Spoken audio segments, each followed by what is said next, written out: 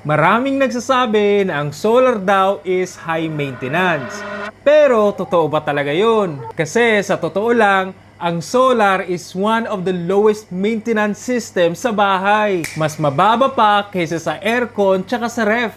Ang panels, walang moving parts. Hindi umiinit, hindi umiikot. Walang makina. Ang ulan mismo ang natural cleanser.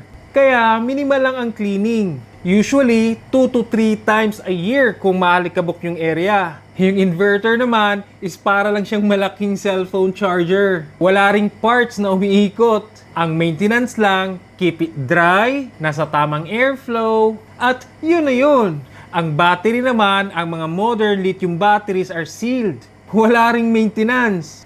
Just correct sizing and good installation. Naglalas din yan ng 10 to 20 years, hindi tulad ng mga lead acid batteries o kaya yung gel batteries. Kaya in short, hindi siya high maintenance. Mas tamang sabihin na low maintenance pero high value.